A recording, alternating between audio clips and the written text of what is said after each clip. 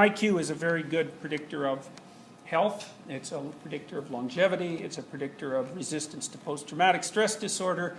It's a predictor of, obviously, occupational status. It's a predictor of educational success. It's a predictor of income. It's a very powerful predictor. And here's another way of conceptualizing its effect. So imagine that you could choose how you were going to be when you were born. This is in North America, because it's going to vary by society, at least to some degree. You get to be born into a family that's at the 95th percentile for wealth, or you get to be born at the 95th percentile for intelligence.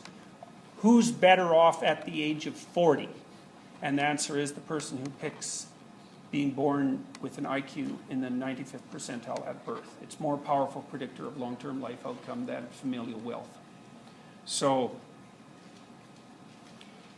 and it shows up everywhere. Like, one of the things we did recently was look at disgust sensitivity. We're going to talk a little bit about that when we talk about conscientiousness, because orderly people seem to be more sensitive to disgust than disorderly people. That seems to be why they're orderly. But the higher you are in IQ, the less disgust sensitive you are.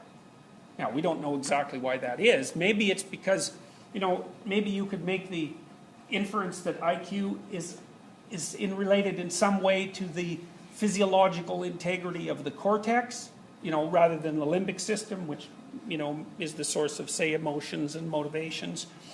And the more powerful it is, the more inhibitory capacity it has over the more fundamental motivations and emotions. You could make that case. The problem is that intelligent people don't necessarily seem to be any less impulsive. So, and you can have a pretty vicious personality disorder that's characterized by extremely disorganized behavior and a complete inability to put long-term plans into operation and still have a high IQ. So, one of the things we really can't figure out, it's just a hell of a thing to try to figure out, is like the relationship between IQ and industriousness is 0. And that just makes no sense to me, because most of the brain models are predicated on the idea that your ability to engage in long-term planning is a factor that's associated with intelligence.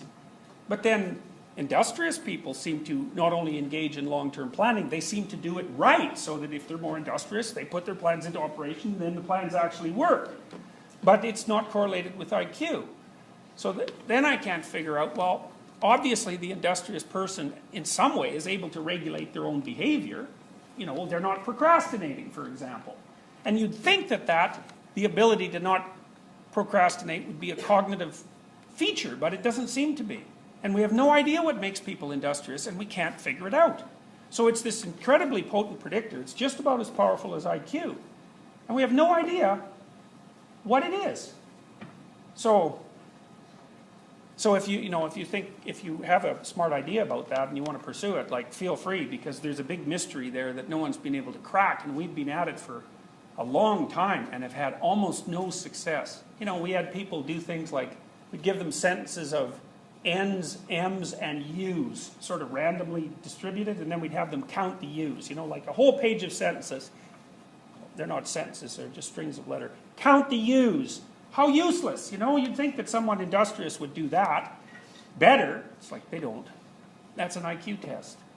The people who can count the U's faster have higher IQs. Almost everything that you would do where it has to do with manipulation of abstractions of any sort, even something that basic, seems to be fundamentally associated with IQ. People with higher IQs have slightly bigger heads if you control for body size. They have slightly bigger brains if you control for body size. The axons on their neurons are a bit thicker, so the electrical messages seem to travel a little bit more efficiently. They are slightly faster in simple reflex tests, so it goes right down to the level of, because they're simple reflex, light goes on, push a button. There's not many neurons mediating that response, chains of neurons. There's only a few neurons communicating so that you can do that. But even at that relatively simple processing level, IQ is associated with speed. So there's a physiological component. You're less likely to develop Alzheimer's disease if you have a high IQ. And maybe that's because your brain is just more robust, you know, so you could sustain damage, say, of up to 50% of your brain, and you wouldn't even show it if you have a sufficiently high IQ. Whereas if you're, you know, if you're on the bottom end of the IQ distribution, you seem to be much more susceptible to physiological damage. Nutrition is a big predictor of IQ variation. So, and a lot of that's been hammered out of modern societies, you know, so 150 years ago, people's IQ was pretty tightly associated with their nutritional status, but now, you know, there are very few people in North America who don't have enough to eat, even though there's some variation in quality of diet, and that's flattened out a lot of the cultural variability in intelligence.